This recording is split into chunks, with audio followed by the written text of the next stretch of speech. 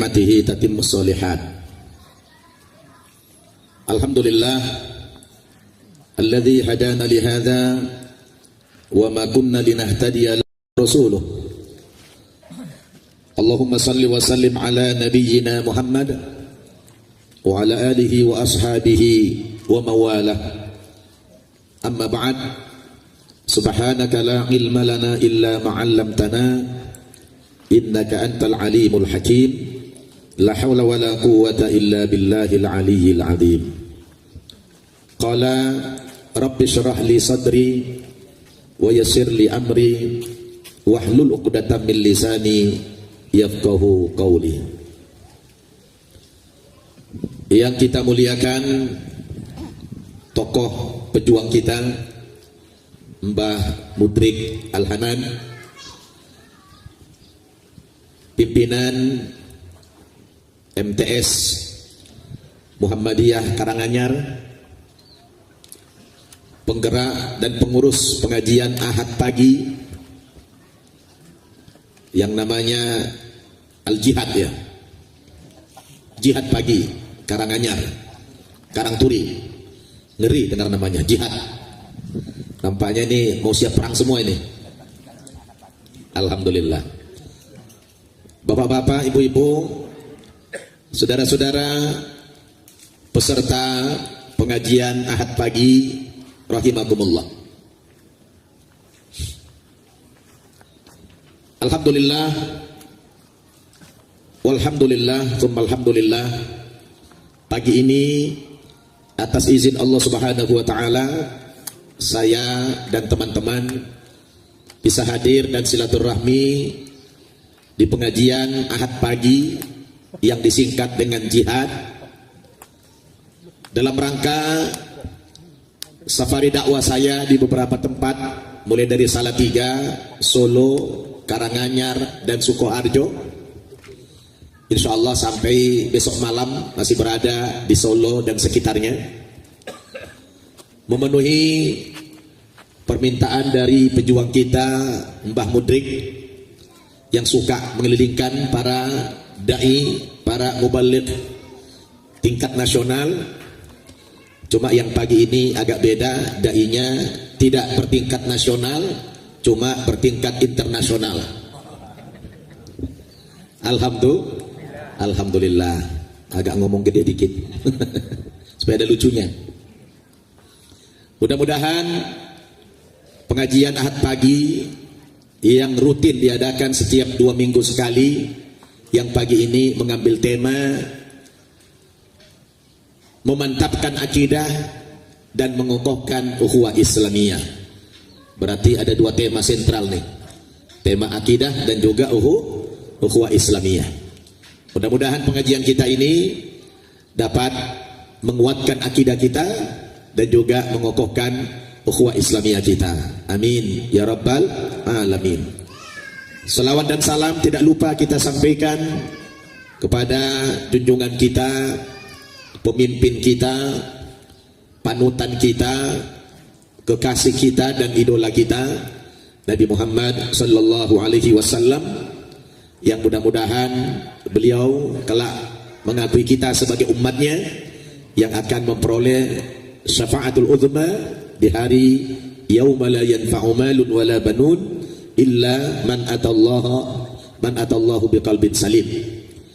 Bapak Ibu, apa kabar Bapak Ibu di pagi hari yang berkah ini? Nopo bahasa Jawa. Pripun kabare jenengan sedoyo? Alhamdulillah, saya tidak sempat belajar tadi sama Pak Haji. Sehat semuanya? Alhamdulillah. Saya belum pernah ceramah pagi begini di tanah lapang dan sebanyak ini, belum pernah. Ini baru pengalaman pertama saya selama menjadi dai. Alhamdulillah. Artinya Karanganyar ini, Karangturi ini mengukir sejarah bagi saya ini. Kecuali suasananya Idul Fitri dan Idul Adha. Nah, ini kan bukan Idul Fitri nih. Nah, kajian Ahad pagi atau Jihad, tapi ditata rapi seperti ini luar biasa. Dan inilah ciri khas Muhammadiyah, memang begitu, gampang diatur. Alhamdulillah. Ngomong-ngomong, Bapak Ibu sudah kenal sama saya? Sudah kenal? Aduh, kasihan banget. Ternyata saya bukan orang yang dikenal. Ya, saya mungkin mengawali dengan perkenalan dulu lah. Kata orang, tak kenal maka ta'aruf. Tak kenal maka ta'aruf. Ya, nama saya tadi sudah disebutkan, Syamsul Arifin Nababan. Kira-kira asli saya dari Jawa Tengah apa Jawa Timur? Dari mana? Kok tahu? Dari mana taunya? Saya Sumatera. Oh, Nababan. Di Jawa gak ada Nababan ya? Alhamdulillah. Ya, sebenarnya itu bukan nama asli saya, itu nama palsu. Nama aslinya dulu dari kecil yang diberikan ayah saya, kebetulan tanpa kompromi dengan saya, diberi nama Bernard Nababan. Bernard Nababan, itu nama aslinya. Cuma begitu saya dewasa, nama ini saya ganti. Waktu itu bersamaan dengan pergantian agama saya. Dulu saya lahir dari lingkungan keluarga yang taat beragama Kristen. Namanya ganti agama, ya ganti juga lah nama, menjadi Syamsul Arifin. Dan semua administrasi saya ganti. Di ijazah pun saya ganti semuanya menjadi Syamsul Arifin Nababan. Alhamdulillah. Saya tinggal di Bogor. Tahu Bogor? Ya, belum ke sana. Ya, di sana saya bersama keluarga. Alhamdulillah, istri 4 orang, anaknya. Apa Bu? Bu? Ibu-ibu tarik napas. Apanya 4 orang Bu? Tapi kenapa ibu tarik napas tadi? Iya. Alhamdulillah saya juga mengasuh beberapa pesantren. Di antaranya pesantren modern Darul Ilmi Indonesia. Ini pesantren yang mengadopsi kurikulum Gontor 100%. Yang ceramah barusan ini guru saya, Ustadz Nurdin Basori Afhami. Mana beliau tadi? Nah, beliau ini master alumni dari Gontor. Nah, alhamdulillah, sayang tadi terpotong bagi 2 waktunya ya. Alhamdulillah. Dan juga saya mengasuh pesantren mu'allaf. Di samping santrinya umum ada juga yang mu'allaf, orang yang baru memeluk agama Islam. Maka kadang-kadang orang suka menyandarkan kata mu'allaf itu dengan saya. Oh, Ustaz Nababan yang mu'allaf itu ya, katanya. Sudah 35 tahun masih mu'allaf terus. Saya pikir kapan tidak mu'allaf saya? Padahal saya sudah pimpinan pesantren masih bilang mu'allaf. Nah, Bapak Ibu Saudara, itulah dulu sekilas perkenalan aktivitas sehari-hari. Di samping mimpin pesantren juga menjadi Simatupang dan Simamora. Tahu Simatupang? Apa Simatupang? Siang malam tunggu panggilan. Tahu Simamora? Siang malam orasi. Alhamdulillah saya ceramah ini berkah jadi ustadz, saya bisa keliling dunia. Jadi ustadz yang di hadapan antum ini, alhamdulillah ini penceramah 4 benua ini. Makanya sedang tadi dai internasional. Alhamdulillah, saya boleh bangga dong. Kenapa? Jadi ustadz kita bangga. Alhamdulillah. Coba jadi pendeta, jadi pengurus Holilen saya. Jadi pengurus apa? Holilen. Di mana Holilen itu? Ini lagi rame nih Holilen ini, ya.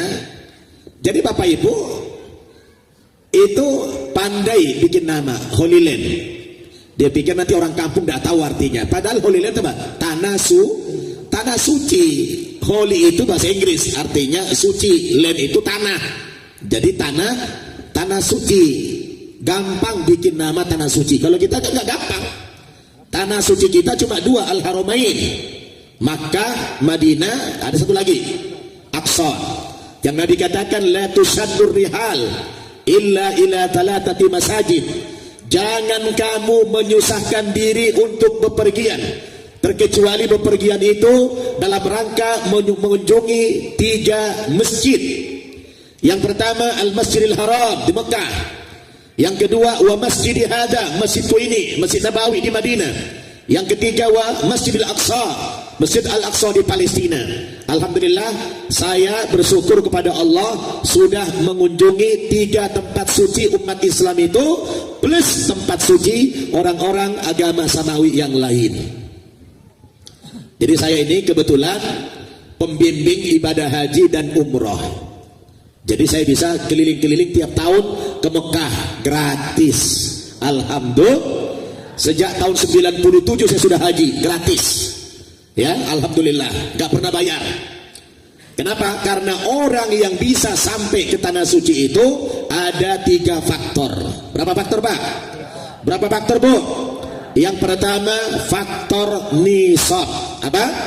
Nisab artinya dia sudah istita'ah, dia mampu. Saya waktu itu kebetulan belum mampu. Tahun 97 di awal-awal saya baru masuk Islam, saya tidak mampu pergi haji, tapi diundang oleh kerajaan Saudi. Kenapa? Karena waktu itu saya kuliah di perguruan tinggi Saudi Arabia, dituntut 3 bulan harus bisa berbahasa Arab. Alhamdulillah tembus 3 bulan bisa bahasa Arab. Gak percaya tes saja. Alhamdulillah. Yang kedua faktor nasab. Apa? Faktor nasab. Nasab itu karena keturunan. Kita mungkin tidak punya uang, tapi ayah ibu kita punya uang, berangkatkan haji atau umrah, betul? Atau sebaliknya, ayahnya tidak punya uang, tapi anaknya punya uang, berangkatkan haji. Lah saya nasabnya dari mana? Kristen semua, tidak mungkin hajikan saya. Nah yang ketiga faktor nasib. Apa? Nasib. Ada namanya nisab, nasab, nasib. Nah saya ini faktor nasib. Alhamdulillah bisa berkali-kali ke tanah suci, faktor nasib. Nasabnya enggak ada, nisabnya apalagi. Saya sudah 2 kali mengunjungi Yerusalem, tempat suci Holy Land-nya orang Kristen. Nah itu Holy Land betul tuh, Yerusalem asli itu. Saya sudah 2 kali ke sana. Saya sudah naik ke Bukit Golgota, tempat Yesus disalib. Dan saya juga sudah berangkat ke tempat suci orang Katolik. Di mana? Di Vatikan. Jadi alhamdulillah 3 tempat suci agama-agama samawi ini sudah saya kunjungi. Sudah ke tanah suci umat Islam, sudah tempat sucinya orang Kristen, dan tempat sucinya orang Katolik. Alhamdulillah semuanya gratis. Apa? Faktor apa tadi? Faktor nasib. Jadi Bapak Ibu jangan berkecil hati, ada nanti nasib. Supaya dapat nasib itu gimana caranya, Ustaz? Ya tentu caranya dengan cara Tuhan, dengan cara Allah. Nah Bapak Ibu Saudara, kita umat Islam tidak gampang bikin gelar tanah suci. Kalau tanah suci dalam pengertian tanahnya yang suci, ya semua tanah itu suci. Ini suci nggak? Nah suci. Tapi kalau tanah suci yang memiliki nilai dan filosofi tertentu, oh tidak sembarangan. Tidak sembarangan. Yang menentukan itu adalah Allah Subhanahu wa ta'ala, bukan kita yang menentukan itu. Tapi orang non muslim gampang bikin nama itu, betul? Gampang bagi mereka bikin tempat suci, tanah suci itu. Kenapa? Karena memang mereka sudah terbiasa ya membuat istilah-istilah agama dari hasil pemikiran mereka. Karena kitab sucinya pun sekarang ini produk manusia. Alhamdulillah. Ya, ini agak perlu nih. Yahdikumullah. Jadi Bapak Ibu sudah terbiasa mereka bikin produk agama itu. Kalau saya ngomong begini wajar, mantan.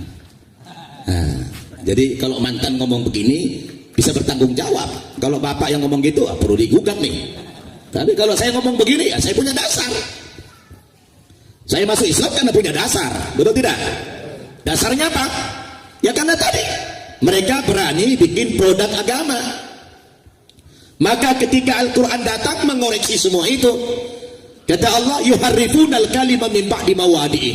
Mereka orang-orang Yahudi Nasrani itu sudah biasa merubah-rubah kitab sucinya. Mereka rubah kitab sucinya. Yesus yang nyata-nyata mengatakan dalam Injil mereka bahwa dia diutus hanya kepada domba-domba yang sesat dari Israel. Tiba-tiba muncul ayat yang baru ditambah, pergilah kamu ke segenap penjuru dunia, jadikanlah semua bangsa menjadi muridku, dan baptislah mereka dalam nama Bapa, Anak dan Roh Kudus, tertulis dalam Injil Matius pasal 28 ayat 19. Alhamdulillah masih hafal saya, masih ada sisanya. Masih ada sisanya. Ini ayat tambahan sehingga menjadi kontradiksi. Yesus itu diutus hanya kepada domba-domba Israel yang sesat. Maka mereka menganggap kita domba. Sudah domba sesat pula lagi. Kalau kita bilang kafir, yang marah itu adalah orang Islam. Oh, jangan bilang kafir, tak boleh. Terus mau bilang apa lagi? Kira-kira mana lebih halus kata-kata kafir daripada domba sesat? Kalau kafir itu masih manusia. Kafir itu bahasa Arab, sama dengan bahasa Inggris kafir. Artinya apa? Yang menutup. Dia menutup diri dari kebenaran. Kafir. Manusia apa domba? Dia masih manusia, masih termanusiakan dalam Islam. Tapi kalau sudah domba sesat lagi, sebenarnya lebih kasar domba sesat daripada kafir, betul?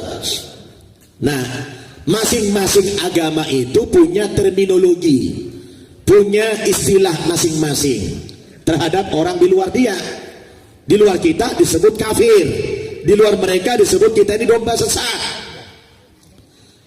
Namun berdasarkan ayat tadi itu, mereka menjadi wajib untuk menyelamatkan domba-domba yang sesat itu, dimasukkanlah ke dalam agama dia.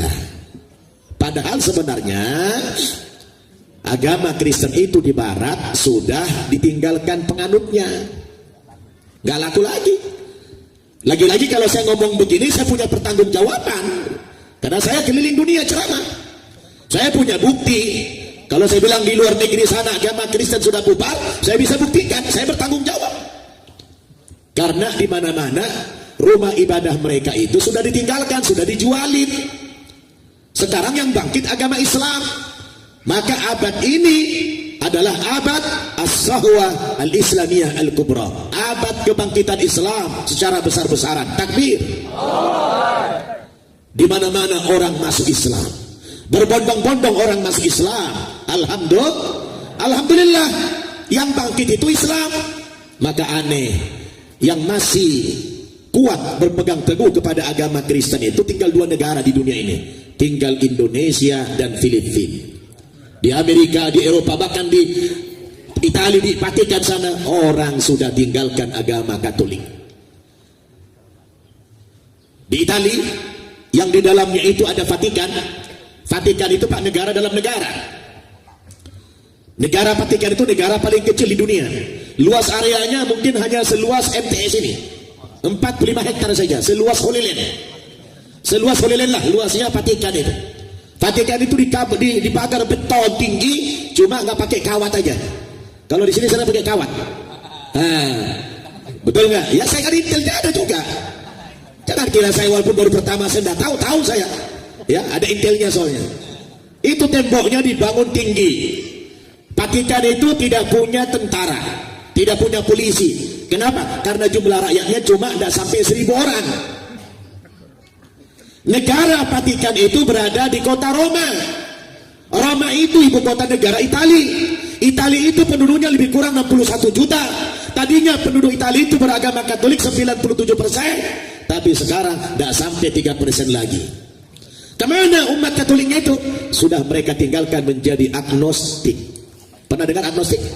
Agnostik itu sudah mirip-mirip ateis. Orang yang ragu sama Tuhan dan ragu sama agama. Mereka itu mantan-mantan Protestan dan mantan-mantan Katolik. Ini saya bicara begini punya data, punya fakta, karena saya sana keliling. Di Amerika itu lebih dahsyat lagi. Orang tinggalkan itu agama. Maka sekarang agama yang paling pesat kemajuannya di dunia ini adalah agama Islam. Maka Bapak Ibu bangga nggak jadi orang Islam? Bangga tidak jadi orang Islam? Kita bangga, alhamdulillah. Nah, orang sekarang ini ya kebanyakan yang masih istiqomah di dalam agama mereka. Siapa? Orang-orang yang memang latar belakang pendidikannya itu pertama tidak terlalu mementingkan agama, betul? Jadi mereka itu kadang-kadang pendidikannya tinggi-tinggi, tapi kalau sudah bicara agama zero. Sama dengan orang Islam juga. Ada juga begitu, Islamnya wah mantap, tapi tidak banyak paham tentang agama Islam. Ada nggak kayak begitu? Oh, sholatnya luar biasa disiplin, tapi nggak bisa baca Quran. Ada nggak gitu? Banyak nggak? Banyak. Berdosa nggak orang kalau nggak bisa baca Quran? Berdosa. Kenapa? Karena dalilnya talabul ilmi faridatun ala kulli muslimin wa muslimatin. Menuntut ilmu itu hukumnya wajib bagi laki-laki muslim dan wanita muslimah. Yang namanya wajib itu apa? Pengertian wajib: dikerjakan berpahala, ditinggalkan berdosa. Bapak ibu kalau tidak sholat dosa tidak? Bapak ibu tidak puasa dosa tidak? Bapak ibu tidak bisa baca Quran dosa tidak? Dosa. Kenapa? Karena sama-sama wajib, betul nggak? Makanya kita perlu ke majelis ilmu, ya. Bukan mencari waktu luang, tapi meluangkan waktu. Seringkali kita ini menganggap kalau tidak sholat berdosa. Tapi kok jarang ya orang Islam tidak bisa baca Quran kok tidak menganggap dirinya berdosa. Kok banyak? Banyak nggak? Ustaz, susah baca Quran. Kata siapa? Al-Quran itu mukjizat. Al-Quran itu mukjizat. Sampai umur berapapun mudah baca Quran. Jangankan yang normal kayak kita ini, ada orang yang sudah idiot. Tahu idiot? Tidak normal, lahirnya itu prematur siapa? Seperti si Fajar. Tidak pernah nonton di YouTube Fajar. Fajar itu adalah apa namanya? Pak, jangan dikecilin lagi suaranya. Saya ini udah sakit ini. Jangan dirubah-rubah lagi, Pak. Halo, tolong Pak, mikrofonnya ada kayak tadi aja, jangan dirubah-rubah lagi. Saya ini banyak ceramah jadi apa? Serem. Ya, bagus sudah. Ya, ya gitu aja Pak, jangan otak lagi. Jadi sampai mana tadi lupa saya. Hah? Fajar. Ya Fajar yang idiot. Nah, yang idiot itu dia itu prematur lahirnya, tapi dia hafal Quran 30 juz. Itu jaminan dari Allah. Walaqad yassarnal Qur'ana lidzikri fahal min mudzakir. Sungguh telah kami mudahkan Al-Quran untuk dipelajari. Mudah nggak Al-Quran dipelajari? Mudah tidak? Mudah Al-Quran itu dipelajari. Sampai dijamin Allah 4 kali berturut-turut dalam satu surat. Surat Al-Qamar ayat 17, ayat 22, ayat 32, ayat 40. Ada jaminan dari Allah bahwa mempelajari Al-Quran, menghafal Al-Quran itu mudah. Betul? Tapi umat Islam banyak yang bisa baca Al-Quran karena tidak ada kemauan, tidak ada kesungguhan. Makanya dulu Rasul, Bapak Ibu, pernah curhat kepada Allah Subhanahu wa ta'ala. Yang curhat Nabi itu diabadikan dalam Al-Quran. Curhatnya Nabi bukan seputar, oh nanti umatku kalau saya meninggal ya Allah bagaimana nasib umatku nanti, mereka akan kelaparan, mereka akan kemiskinan, mereka akan dijajah. Nah itu yang dipikirkan Nabi. Yang Nabi mengadu kepada Allah Subhanahu wa ta'ala, bagaimana nanti kalau aku sudah meninggal ya Allah, nasib Al-Quran itu bagaimana? Wa qala Rasul, ya Rabbi, inna qaumi ittakhadhu hadzal Qur'ana mahjura. Ya Allah, kata Nabi, sesungguhnya yang paling aku takutkan sepeninggalku kepada umat ini, ittakhadhu hadzal Qur'ana mahjura. Mereka umatku ya Allah menjadikan Al-Quran itu sesuatu yang disepelekan, sesuatu yang diabaikan, sesuatu yang tidak dipedulikan. Nabi khawatir Bapak Ibu, kalau Nabi sudah meninggal nanti Al-Quran itu disepelekan, tidak dipelajari, tidak dibaca, tidak diterapkan. Kira-kira sudah terbukti belum itu? Sudah terbukti belum? Sudah terbukti. Orang Islam itu banyak yang sepele kepada Quran. Laporan dari peneliti dari Harian Republika, dari 200 sekian juta umat Islam Indonesia yang buta aksara Al-Quran itu masih di angka 60%. Lebih banyak, 60% umat Islam itu tidak bisa baca Al-Quran. Lah orang kalau sudah tidak bisa baca Al-Quran Bapak Ibu, pasti sense rasa pembelaannya kepada Islam itu pasti berkurang, betul? Karena dia tidak banyak mendapatkan informasi ilahi. Kalau dia rajin baca Quran, apalagi tahu artinya, dia akan banyak mendapatkan informasi ilahi. Di antaranya apa informasinya? Wadda katsirum min ahlil kitabi law yaruddunakum min ba'di imanikum kuffara hasadan min indi anfusihim. Informasinya, sebahagian besar orang-orang ahli kitab, orang-orang Yahudi dan Nasrani, sebagian besar di antara mereka itu, kata Allah, berusaha untuk memurtadkan kamu umat Islam setelah kamu beriman kepada Allah Subhanahu wa taala, yang dilatar belakangi hasad. Mereka iri, mereka dengki kepada umat Islam ini. Maka mereka berusaha untuk memurtadkan kita. Ini informasi Quran. Apa alasannya mereka iri kepada umat Islam? Mereka iri adalah ketika ada nubuat, ada ramalan dalam kitab suci mereka bahwa sesudah Nabi Isa, sesudah Yesus akan datang lagi Nabi yang lain, Nabi yang baru yang namanya Mesias. Mereka berharap Mesias itu datangnya dari Bani Israel, dari kalangan Israel, karena sebagian besar Nabi-Nabi itu dari Bani Israel. Tiba-tiba Nabi terakhir itu bukan dari kalangan Bani Israel, melainkan dari kalangan bangsa Arab. Maka sejak itu mereka kecewa, mereka iri, mereka dengki, maka mereka ingin memurtadkan orang-orang Islam ini. Paham Bapak Ibu? Di mana informasi itu kita dapatkan? Di mana? Di Al-Quran. Kalau kita tidak bisa baca Quran, tidak bisa baca hadis, maka kita akan miskin informasi. Betul? Nabi katakan, la tattabi'anna sunana man kana qablakum shibran bi shibrin dhira'an bi dhira'in hatta law dakhalu juhra dabbin la dakhaltumu.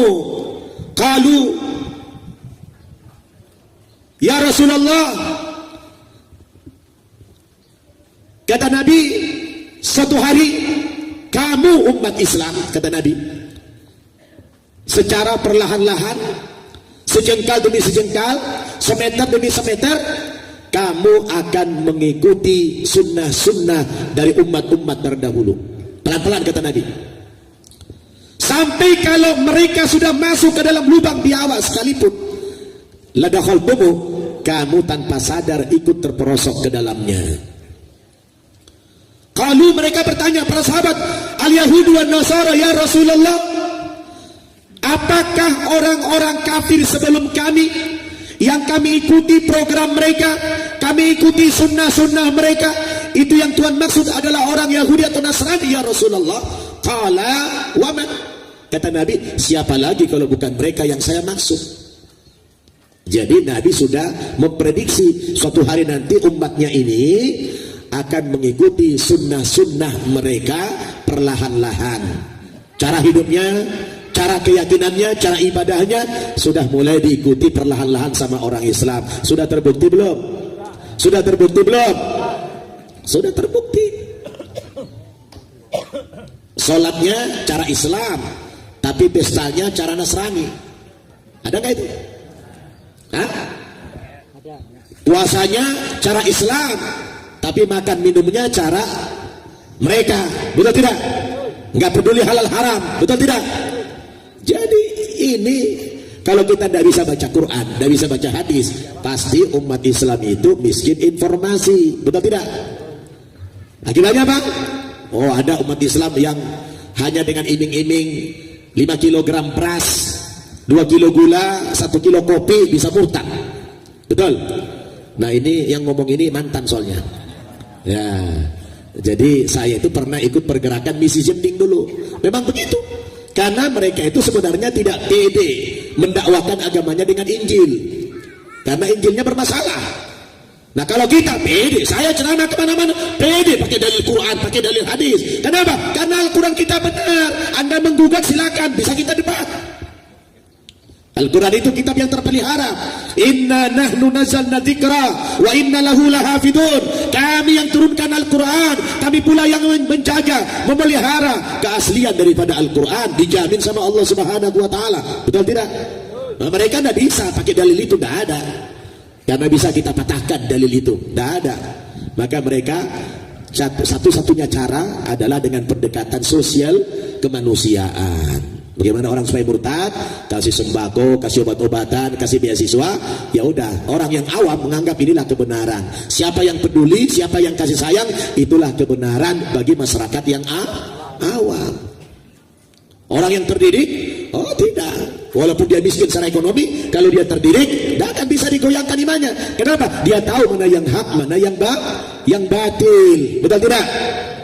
Apakah Bapak Ibu mengatakan semua agama benar? Ada nggak orang Islam yang punya kepercayaan itu? Oh, tokoh-tokoh liberal, terutama bapaknya para janda. Siapa itu? Bapaknya para janda? Abu Janda. Abu Janda berarti bapaknya para janda. Wah, dia paling berkuar-kuar, paling lantang suaranya membela bahwa semua agama itu benar. Bahkan benar di sini 90%-nya lebih condong kepada Kristen daripada ke Islam. Benar dalam perspektif dia 90%-nya kepada Kristen daripada Islam. Padahal KTP dia Islam apa tidak? Islam. Hati-hati Pak. Banyak tokoh-tokoh liberal sekarang gentayangan di Indonesia, di kampus-kampus. Saya pernah ceramah di McGill. Di McGill mana? Di Montreal, di Kanada. Saya jumpa dengan tokoh-tokoh liberal. Saya pernah juga jumpa dengan tokoh liberal di Chicago, University of Chicago. Saya jumpa dengan Abdul Munim Sirri yang lagi viral itu, menghina Al-Quran. Orang Madura aslinya, tapi dikader di barat menjadi apa? Tokoh liberal barat. Kalau semua agama benar, tidak perlu orang berantem, betul nggak? Tidak perlu orang klaim-klaiman. Ya sudah, mau agama aja bebas saja. Coba bilang sama tokoh liberal itu, kalau Anda mengatakan semua agama benar, coba Anda, anakmu yang satu suruh masuk Kristen, yang satu masuk ke Hindu, yang satu masuk ke Buddha, coba suruh pindah sana. Anda harus jadi contoh, betul nggak? Tidak ada. Agama yang benar itu cuma satu. Mana itu? Islam. Kita mengatakan Islam satu-satunya kebenaran bukan hanya klaim. Bukan hanya karena faktor kita lahir di Islam lalu mengatakan Islam satu-satunya kebenaran. Tidak. Kita harus bisa uji bahwa Islam itu agama yang benar, satu-satunya yang benar. Bagaimana kita mengujinya? Menguji kebenaran agama itu harus melihat dari sumber ajarannya. Betul? Apabila ajaran agama itu sumbernya dari Allah 100%, maka dipastikan agama itu benar. Tapi kalau sumber ajarannya dari manusia, dipastikan itu bukan agama yang benar. Coba dengarkan dulu bunyi ayat, saya bacakan. Coba simak baik-baik bunyi ayat begini. Betapa cantik, betapa jelita engkau, hai tercinta di antara segala yang disenangi. Sosok tubuhmu seumpama pohon korma, dan buah dadamu gugusannya. Kataku, aku ingin memanjat pohon korma itu dan memegang gugusan-gugusannya. Kiranya buah dadamu seperti gugusan anggur, dan napas hidungmu seperti buah apel. Kata-katamu manis bagaikan anggur. Kira-kira ini firman Tuhan atau tidak? Bukan. Firman Tuhan apa tidak? Bukan. Isinya apa tadi? Isinya bicara buah-buahan, termasuk buah dada. Apa pentingnya Tuhan bicara buah dada vulgar begitu, bikin otak ngaran saja? Betul tidak? Maka dulu saya tanya guru saya, Pak Guru, kenapa kitab suci kita bicara buah dada terlalu vulgar kayak begini? Apa tidak ada istilah yang lain, Pak Guru? Apa kata guru saya? Biarin saja ada beban, supaya beda mana buah dada, mana buah rambutan katanya. Ini kan kacau. Apa yang kayak begitu dari Tuhan? Bapak Ibu pernah nggak baca di Quran kayak begitu? Tidak ada. Al-Quran itu kalau kita baca itu Masya Allah, apalagi tahu artinya, ayat-ayat Quran itu semuanya yang menyentuh, yang penuh dengan ilmu pengetahuan, penuh dengan informasi. Betul tidak? Maka kalau dibaca kadang-kadang kita bisa sampai menangis. Kalau ayat-ayat yang sedih-sedih itu nangis kita dibuatnya. Fabi ayyi ala'i rabbikuma tukadziban. Nikmat Tuhanmu yang mana lagi yang kamu dustakan? Betul tidak? Nangis. Al-Quran itu adalah kalam Allah 100%. Dan bisa kita buktikan Al-Quran itu adalah wahyu Allah. Kenapa? Karena Al-Quran itu Pak 6.000 ayat lebih bisa dihafal luar kepala. Ada nggak di dunia ini orang agama-agama lain bisa menghafal kitab sucinya? Ada? Nggak ada. Mana ada orang Kristen? Hah?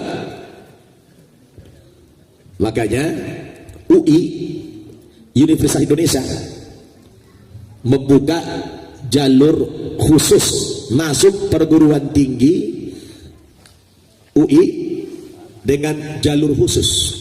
Apa? Dia bikin syaratnya yang hafal Al-Quran 30 juz boleh masuk tanpa tes di UI. Orang Kristen itu protes. Maka saya bilang sama rektornya, alangkah indahnya kalau antum berlaku adil, jangan hanya orang Islam. Antum berlaku adil. Semua agama-agama terima masuk UI tanpa tes dengan syarat yang sama, yaitu setiap umat beragama itu syaratnya hafal kitab sucinya masing-masing. Dengan demikian antum adil. Betul tidak? Antum adil. Kira-kira yang diterima yang mana? Pasti hanya orang Islam. Tapi kalau antum bikin syaratnya hanya hafal Quran, tidak hafal Injil, antum tidak adil sebagai pemimpin. Betul nggak? Yang adil itu bikin syarat masuk UI tanpa tes semua agama, syaratnya adalah wajib hafal kitab sucinya masing-masing. Nah, antum adil. Kalau begitu yang diterima siapa? Nggak mungkin orang Kristen, karena tidak ada orang yang hafal Injil. Betul? Saya tidak bisa hafal Injil, Pak. Kenapa? Bagaimana hafal? Tiap tahun berubah ayatnya. Tapi kalau Al-Quran itu Masya Allah, mulai dari 15 abad yang lalu sampai hari ini tidak ada yang berubah dari Al-Quran itu. Betul? Maka bisa dihafal itu Quran, konsisten dia bacaannya, hurufnya semua. Andaikan sekarang Bapak Ibu bakar itu Al-Quran semuanya, berikut percetakannya, Pak Haji Mudrikan punya percetakan, bakar itu percetakan semua, kopi-kopinya bakar semua. Udah itu apa? Suruh orang Islam bikin Al-Quran setelah dibakar semuanya. Bisa nggak? Bisa. Besok muncul Al-Quran yang baru. Kenapa? Karena berjuta-juta orang Islam hafal Quran. Coba percetakan Injil dibakar, fotokopinya dibakar semua, selesai, tamat sudah, bubar itu agama. Betul? Jadi Bapak Ibu Saudara, inilah kebenaran. Inilah kebenaran. Makanya kami ini kuat imannya dalam Islam ini. Ya, masuk Islam kita kuat imannya. Maka kadang-kadang ada orang Islam bilang sama saya, dilihat santri saya baru berapa bulan sudah lancar baca Quran, baru setahun 2 tahun sudah lancar bahasa Arab. Ada nanya saya begini, Ustaz, saya kadang-kadang iri sama para mu'allaf itu. Kenapa mu'allaf itu lebih hebat imannya, lebih hebat Islamnya dari kami muslim turunan? Kenapa Ustaz? Termasuk antum juga, dia bilang. Saya bilang begini, Bapak Ibu kan muslim turunan, kalau kami kan muslim tanjakan, saya bilang. Ya, Bapak Ibu muslim turunan, betul nggak? Kami muslim tanjakan. Jadi ada muslim turunan, ada muslim tanjakan.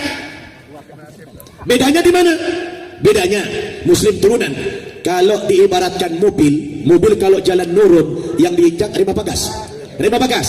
Rem. Pasti rem, tidak mungkin gas. Kenapa? Jalan nurun. Makanya suka telat ke masjid, telat ke majelis taklim. Kenapa? Ngerem terus, nggak nyampe-nyampe. Betul nggak? Coba kalau tanjakan, yang diinjak rem apa gas? Pasti gas, gaspol terus. Betul nggak? Nah, saya ingat, saya waktu itu dituntut 3 bulan harus bisa bahasa Arab. Bisa, alhamdulillah. Kenapa gaspol? Karena kita ini beruntung, alhamdulillah sudah masuk Islam, itu hidayah dari Allah, jangan disia-siakan. Betul? Jadi Bapak Ibu Saudara, itulah akidah. Tema kita ini mengokohkan akidah. Ya, akidah kita harus kokoh. Betul? Lalu ukhuwah Islamiyah kita harus kokoh juga, harus solid juga kita ukhuwah. Kalau ada masalah-masalah begini, Holy Land misalnya, orang Islam harus bersatu. Ya, kita tolak. Kenapa bikin nama tanah suci? Nggak boleh. Kita aja nggak pernah bikin tanah suci, betul nggak?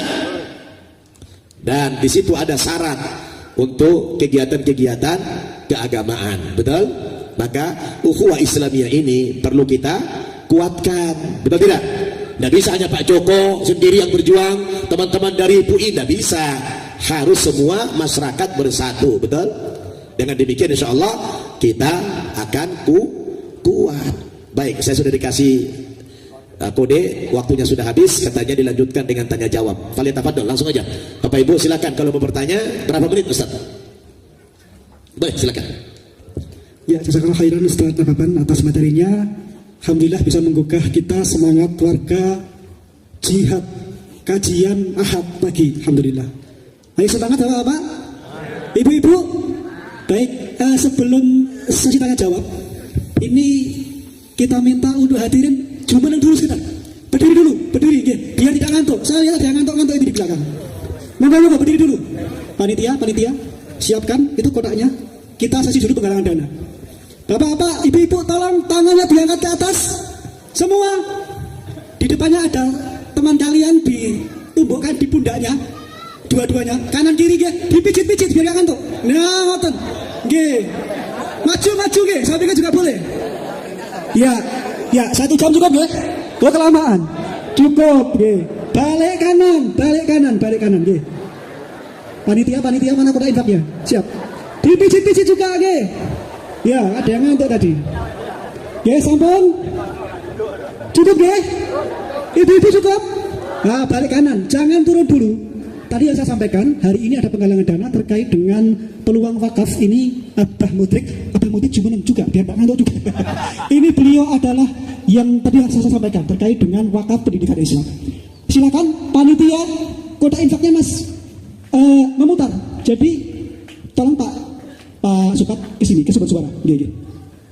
Ya.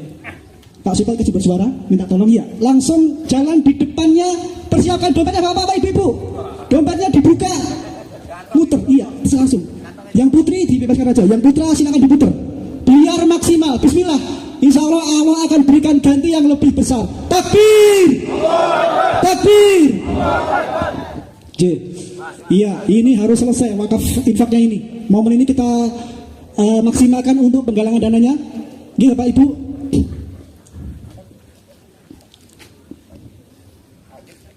Ya, sambil penggalangan dana tadi Ustaz Nababan menyampaikan di seberang sana di Eropa gelombang mualaf orang yang masuk Islam luar biasa banyak. Bahkan dampak dari genosid pembantaian umat Islam di Israel ini orang yang masuk Islam semakin banyak. Lalu di Karanturi ada Holy yang ini sangat kebuang teman-teman. Makanya kita semangat untuk menolak. Semangat. Oke, siap. Ya, masih kotaknya berjalan terus. Sebelum selesai belum boleh. Biar gak ngantuk, tadi ada yang ngantuk selalu. Oke, baik, sambil berjalan Bapak Ibu dipersilahkan duduk kembali. Sekarang saatnya kita untuk sesi tanya jawab. Untuk permen pertama ini kita batasi dulu 3 penanya. Nanti silahkan sebutkan namanya siapa, dari mana, panitia siapkan untuk sanksi-sanksinya. Baiknya, ya 3 orang penanya. Yang pertama ini Bapak dari yang paling depan. Semenjak tadi datang, saya sudah feeling mau bertanya. 1, iya 1 dulu. Mau Pak, nama siapa, dari mana, kemudian dia masuk Ustaz. Dari Budi Pak. Saya dari Pinang Rapi mau jadi. Pertanyaannya begini, sejauh yang panjenengan amati, motif apa yang melatar belakangi orang non-Muslim dan Kristen mereka masuk ke Islam? Sebaliknya, motif apa yang melatar belakangi orang-orang Muslim malah murtad? Ya, terima kasih Pak Budi, Masya Allah. Bagus sekali pertanyaannya. Motif apa orang-orang non-Muslim masuk agama Islam dan sebaliknya? Iya, pengalaman para mu'allaf itu tentu sangat berbeda satu dengan yang lain. Kalau saya pribadi, motifnya karena mempelajari perbandingan agama. Ada juga yang motifnya karena mau kawin. Ada juga yang karena mimpi. Ada juga karena melihat akhlak orang Islam itu lebih baik. Ada juga karena pengaruh pergaulan. Jadi motif orang pindah agama itu beda-beda. Namun intinya semua itu karena ada hidayah dari Allah Subhanahu wa ta'ala. Motif itu kan cuma sebab. Motif itu cuma sebab. Allah memberikan hidayah kepada orang itu dengan sebab begitu. Nah, sebaliknya motif apa rata-rata orang murtad. Nah, kalau ini lain lagi nih. Orang murtad ini ya banyak juga yang karena mau kawin. Jadi kalau saya bilang urusannya 2. Urusan perut ke bawah. Nah, urusan perut ke bawah ini adalah urusan karena lapar, karena miskin, karena kawin. Ya, tentu juga karena kebodohan. Jadi belum pernah saya dengar ada orang alim ya murtad itu, tidak ada, kecuali Saifuddin Ibrahim ya yang rada-rada songong. Dia pernah kuliah di UMS Muhammadiyah Surakarta, ngambil bahasa Arab ya, sedikit-sedikit bisa lah bahasa Arab tapi tidak mahir. Saya 2 kali debat sama dia. Debat pertama di Pusdai Bandung, debat kedua di Koran Suara Pembaruan Jakarta. Itu ada YouTube-nya itu. Gara-gara dia kalah mau dipiting saya. Dia itu badannya besar tinggi, sekarang menjadi buronan, lari ke Amerika karena dia bikin ya sensasi-sensasi yang menghina Islam, dan dia tidak berani lagi tinggal di Indonesia. Anak-anaknya ada 3 orang anaknya, nama anaknya itu nama-nama yang militan semua. Anak pertama dikasih nama Muammar Gaddafi, yang kedua Saddam Hussein, yang ketiga siapa itu yang di Iran itu? Khomeini. Oh, ngeri nama-namanya. Ya, padahal dari segi pemberian nama itu mestinya bapaknya orang hebat, betul nggak? Kan ketika ayahnya memberikan nama anak itu yang nama-nama yang militan, tentu kan ayahnya militan juga itu. Karena nama tidak sembarangan. Rupanya dia tergelincir juga. Cuma dialah yang sedikit ada pengetahuan lah. Tapi yang lain rata-rata orang yang awam. Ya begitu Pak Budi ya. Silakan yang kedua. Ya, silakan untuk yang penanya kedua. Ya, monggo Bapak aja. Maju Pak, cuman nggih sebutkan nama siapa dari mana. Assalamualaikum warahmatullahi wabarakatuh. Nama saya Katiman Muhmusin, alamat Ngerantang Pesungan, termasuk tanda tangan yang dipalsukan dalam perizinan. Dikala itu saya menjadi pejabat RW di tempat situ. Di sini mau tanya tentang strategi apa? Ya karena Holy Land itu kan tanahnya luar biasa, dari ya sebelah utara kampung saya sampai ke utara sampai ke barat melewati kampung saya itu kan secara otomatis walaupun ini diberhentikan sementara, dan mudah-mudahan kita juga berdoa untuk itu segera dibatalkan. Demikian. Dan strategi apa untuk mengantisipasi apabila nanti suatu saat itu ada beberapa yang mungkin ada yang diizinkan itu bagi ya umat Islam setempat, terutama khususnya di Karangturi dan Plesungan, terutama di kampung saya. Karena saya beberapa kali juga mengadakan pengajian tentang akidah-akidah. Karena apa? Untuk memperkuat yaitu umat Islam yang ada di sana. Lah mungkin dari Ustaz bisa menguraikan atau memberi sedikit gambaran strategi apa yang seharusnya diterapkan di saat ini sebelum itu berlanjut, begitu saja. Demikian yang kami ucapkan.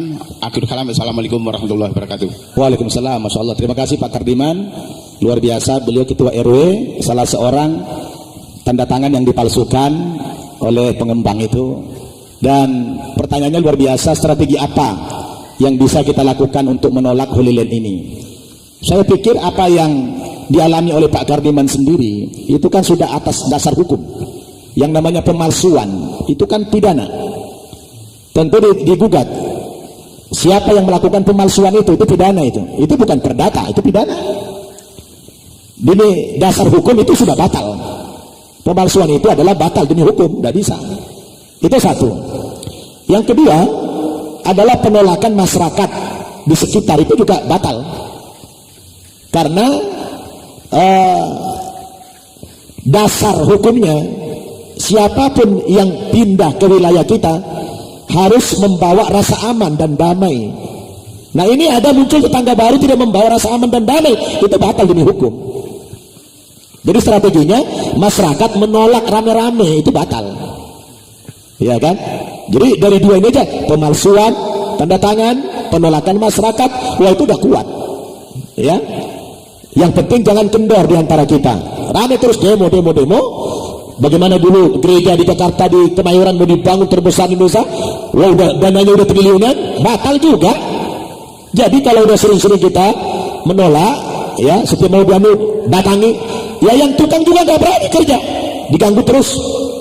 Nah, jadi kalau kan nggak mungkin negara melawan rakyat yang begitu banyak, betul tidak? Nggak bisa, apalagi di zaman sekarang ini, karena mereka membawa misi-misi agama tertentu, ya. Ada undang-undangnya itu, nggak bisa. Jadi saya pikir nggak perlu pakai strategi, udah cukup ini kita bicara yang real saja. Itu bisa Pak Kardiman. Bapak yang ditanda tangan palsu itu, wah itu sudah pidana itu, ya. Siapa yang melakukan itu harus diseret ke pengadilan itu, nggak bisa. Karena itu pidana, bukan perdata. Ya begitu Pak Kardiman, ya. Jazakumullah. Yang ketiga, silakan. Iya, pertanyaan ketiga. Sebelum ke pertanyaan ketiga, nanti saya sampaikan ke Pak Katiman. Nah, ini berarti peringatan, udah habis waktunya. Ini udah muncul ini. Satu lagi mungkin dari Ahwat. Ya. Yang mau bertanya ibu-ibu, monggo, silakan. Satu lagi. Sudah full mataharinya. Ya, yang mula-mula kena saya nih, alhamdulillah. Ya. Atau ibu Ya. malu-malu? Ya, silakan Bapak Ibu. Satu lagi terakhir. Satu lagi. Kalau ibu tidak ada, bapak-bapak. Ya, ini Oke, dulu. yang paling depan. Ya. Terakhir ya. Asmo sinten, kemudian dari mana? Bismillahirrahmanirrahim. Assalamualaikum warahmatullahi wabarakatuh. Waalaikumsalam warahmatullahi wabarakatuh. Nama Cukino dari Plesungan. Tadi disampaikan oleh Ustadz bahwa di Indonesia itu sekitar 60% umat Islam itu buta huruf Al-Quran. Nah, termasuk di sekitar kita ini juga begitu, Ustadz. Nah, terus bagaimana cara menyikapinya? Karena beliau-beliau ini juga ibaratnya tadi direm tadi. Jadi diajak pengajian juga tidak berangkat, diajak sholat juga tidak berangkat. Nah, bagaimana cara menyikapinya? Terima kasih. Ya. Assalamualaikum warahmatullahi wabarakatuh. Waalaikumsalam warahmatullahi wabarakatuh. Masya Allah Pak Tugino ya, luar biasa. Iya. Inilah tugas kita semua, para dai, ormas-ormas, Muhammadiyah, NU, Persis, ya, Majelis Taklim. Kita harus menghidupkan kembali ya rumah-rumah mengaji. Apakah namanya taman pendidikan Al-Quran? Kalau dulu kan TPA itu kesannya kepada anak TK saja. Jadi kita galakan lagi, istilahnya ada dulu itu program Kemenak itu maghrib mengaji. Hidupkan kembali itu dan buat yang menyenangkan. Jadi belajar itu, mengaji itu, ciptakan suasana yang menyenangkan, orang happy. Kadang-kadang kan orang di rumah juga jenuh, bosan, tahu-tahu datang ke pengajian bikin bosan juga, gitu kan. Nah, coba dibuat kan, kalau anak-anak kecil kan namanya playgroup, ada kelompok bermain. Kita ini apa kira-kira kalau datang ke pengajian, apa yang menyenangkan supaya dia tidak bosan? Oh, entah disiapkan tenis meja, entah apa gitu, apa olahraga habis ngaji nih. Jadi kita harus kreatif. Kita harus kreatif. Saya di Amerika itu ada masjid Turki di Maryland, mewah besar sekali areanya itu. Jadi strategi mereka untuk mengundang orang sholat, dibikinlah semua fasilitas apa saja, fasilitas mall ada, fasilitas belanja ada, fasilitas olahraga ada, sampai sauna, renang disiapkan di kawasan itu semuanya. Jadi saya tanya, kok ada kolam renang, ada ini semua, ada sauna di sini. Ini gimana dasar pemikirannya? Kata pengurus itu, kita di Amerika ini kan susah mengajak orang untuk ibadah. Nah, salah satu caranya itu adalah dengan menyediakan fasilitas-fasilitas. Dan kita juga berdakwah kepada orang non-muslim itu kan tidak gampang. Maka dia bilang, dengan adanya fasilitas ini, ada orang yang pengen renang, silakan renang. Ada orang mau tenis, ada tenis. Mau poli, ada poli. Mau football, ada. Dan dibikin aturannya. Begitu 1 jam menjelang azan zuhur, wajib berhenti. Yang muslim disiapkan semua di masjid itu, yang perempuan disiapkan mukena-mukenanya, yang laki-laki disiapkan semua sarana pakaiannya, yang mungkin ada kotor, ada jubah-jubah disiapkan. Jadi hebat itu pengurus, dia punya visi yang luar biasa. Jadi bagaimana orang itu datang mendapatkan sesuatu, bukan hanya dapat ilmu itu, tapi dia mendapatkan satu hiburan. Nah, jadi itu perlu kita pikirkan itu, ya. Dia datang apa? Yuk ngaji, yuk Bu, ngaji baca Quran ini. Habisnya apa? Kita disiapkan snack, ngopi gitu kan. Karena sedekah yang paling baik kapan? Dan kepada siapa? Sedekah yang paling baik, khairus sedekah, sedekah itu li talabil ilmi. Sebaik-baik sedekah itu adalah sedekah kepada orang yang menuntut ilmu. Jadi orang menuntut begini, ini menuntut ilmu, disiapkan begini. Maka saya iri dengan Pak Haji Mudrik. Setiap pagi pengajian beliau siapkan ini minimal 300 saja. Setiap Jumat minimal 300 makanan. Yang masak siapa? Bukan pembantu, yang masak beliau langsung. Tadi malam kami pulang dari pengajian sekitar jam 9, setengah 10 malam. Pulang-pulang dari pengajian, beliau langsung masak di dapur. Disiapkan buat apa? Buat pengajian Ahad pagi. Alhamdulillah. Jadi kenapa? Beliau paham. Inilah nanti bekal saya di akhirat. Karena kata beliau tadi, nanti begitu di alam barzah, di alam kubur itu, yang mula-mula penduduk alam kubur itu minta tolong kepada Allah dikembalikan ke dunia, mau ngapain? Ngapain? Laula akhartani ila ajalin qarib fa asaddaka wa akun minas salihin. Ya Allah, seandainya kau tunda kematianku barang sesaat, 1 jam saja kau tunda, maka saya akan sedekahkan semua hartaku. Dia bukan bilang saya akan sholat 5 waktu disiplin, saya akan berhaji, saya akan puasa yang menyempurnakan yang kurang-kurang, enggak.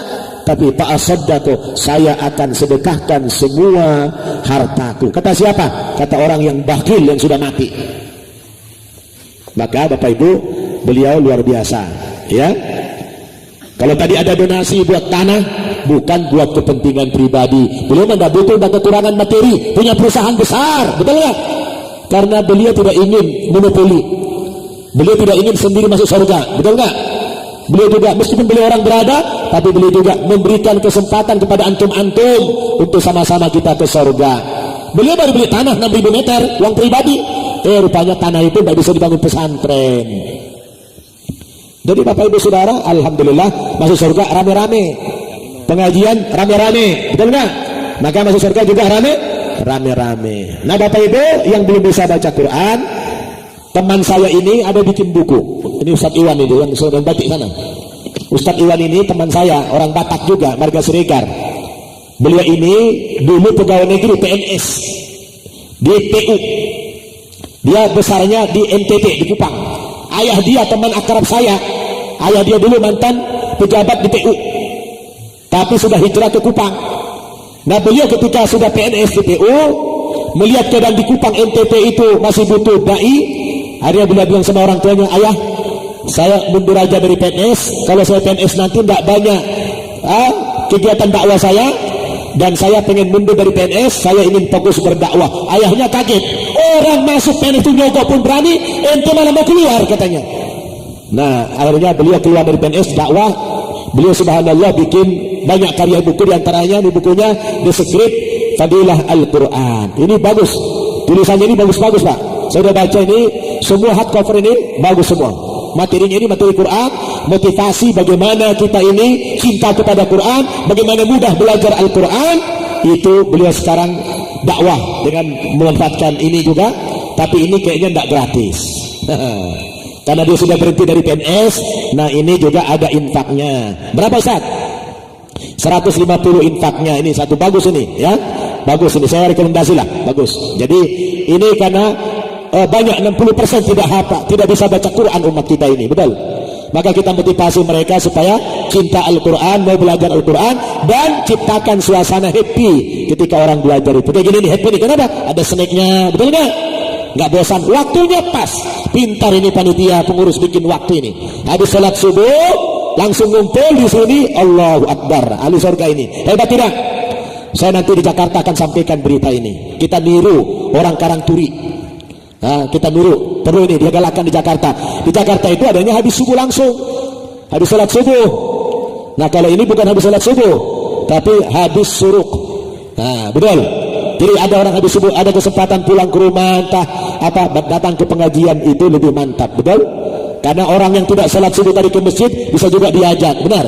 Tapi kalau habis sholat subuh langsung taklid, orangnya terbatas yang sholat aja. Tapi kalau jam 6 kayak begini, yang belum bangun dibanguni bisa diajak, betul? Makanya rame ini, betul? Rame ini, alhamdulillah karena waktunya tepat. Ya begitu Pak Sugino, terima kasih.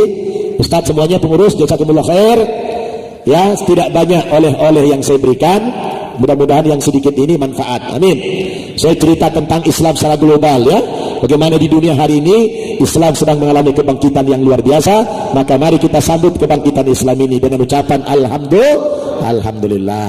Terima kasih Bapak Ibu, terima kasih kepada semua pengurus jihad. Mudah-mudahan pengajian kita dari minggu ke minggu semakin bertambah jumlahnya, amin ya rabbal alamin. Mohon maaf kalau ada kekurangan. Sampai jumpa kita di lain kesempatan. Wallahul muwaffiq ila aqwamit thariq. Wassalamualaikum warahmatullahi wabarakatuh.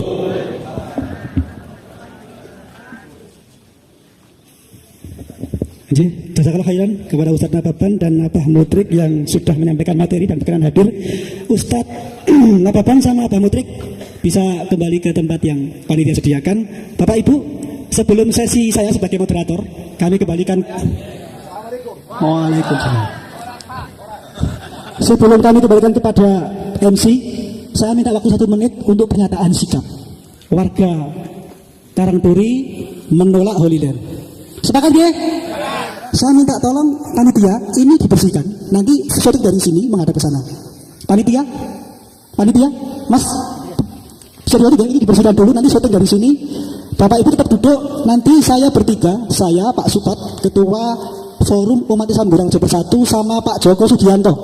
Nanti kita akan duduk di tengah-tengah antara Bapak dan Ibu. Kemudian kursi yang 3 tadi ditempatkan di depannya ibu-ibu. 3 kursi. Tolong. Ya, 2 lagi. Ditempatkan di pas syuting itu. Ya.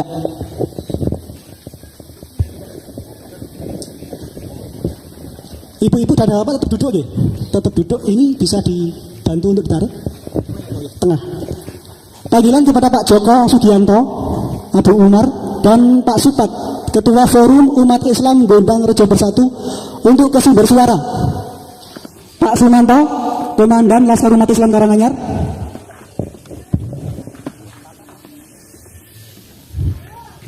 Ya, biar tidak keburu panas, Mas Andi dari Colomadu, tolong Pak Supat, Pak Joko, ini ditunggu sama warga biar tidak segera panas, tolong.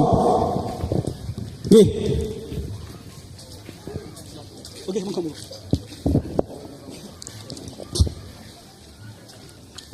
Ayo Pak Joko segera Pak, kasihan warganya, panas nih.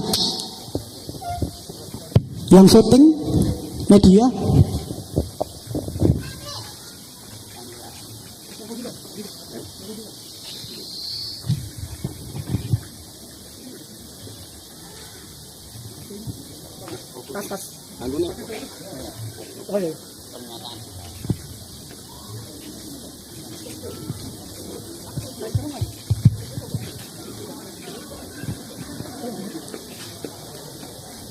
Cek. Pak Supat, Pak Joko monggo, silakan. Duduk sini. Pak Joko, Pak Supat di pinggir-pinggir.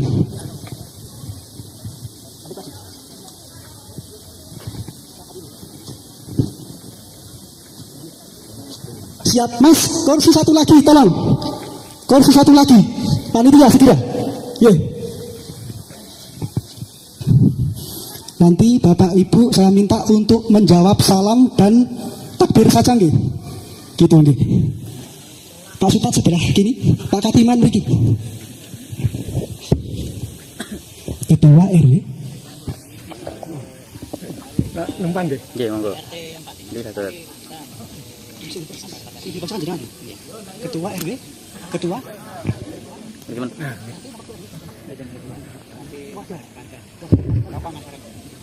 RT berapa? RT berapa? Pak Hatimin. Pak Hatimin. RT 4 RW 6. RW 6. Itu Karangturi. RT 4 RW 6. Tanda tangan dipasukan. Pak jenenge. Boten sing nika. Pak Hatiman nika sing. Oh, Hatiman. Oh, tak tahu Pak. Sekedap. Saya salah orang. Mohon maaf. Sekedap. Koordinasi sebentar ini penting.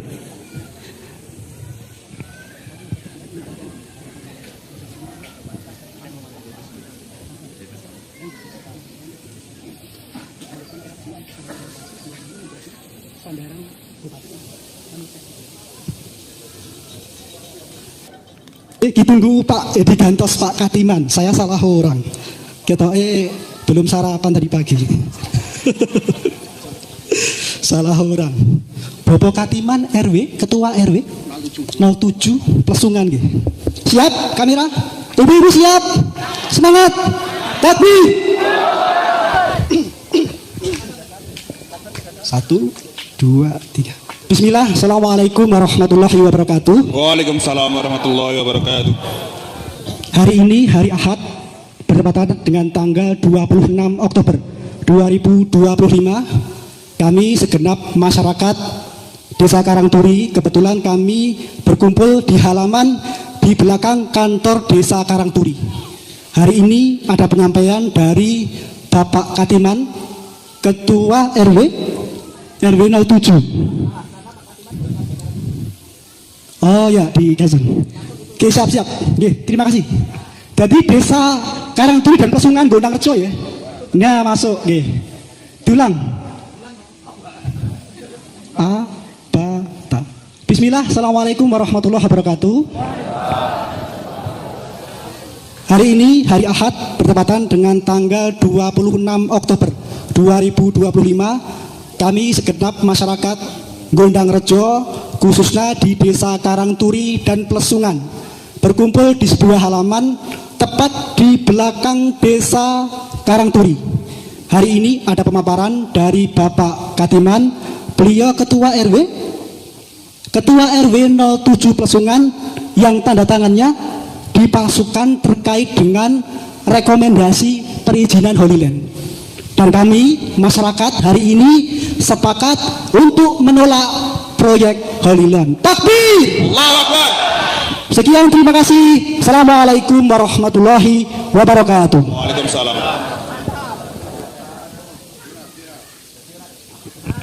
Sabar Bapak Ibu, terima kasih. Kita kembalikan kepada pembawa acara. Monggo, silakan. Oke. Kita tutup dengan bacaan hamdalah dan doa akhir majelis. Alhamdulillahirabbil alamin. Subhanakallahumma wa bihamdika asyhadu an la ilaha illa anta astaghfiruka wa atubu ilaik. Assalamualaikum warahmatullahi wabarakatuh. Kondoripun nderekaken sugeng.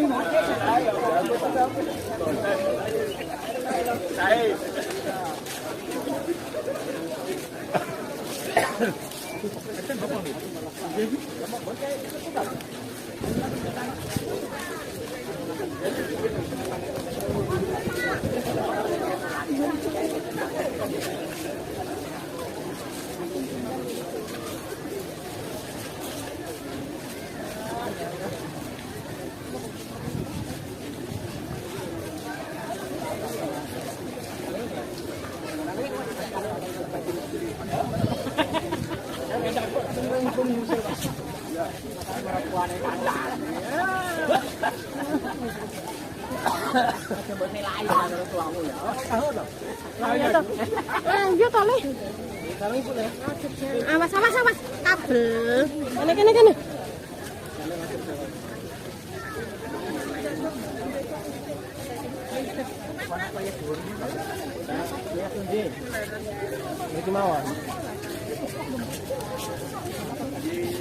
Suaranya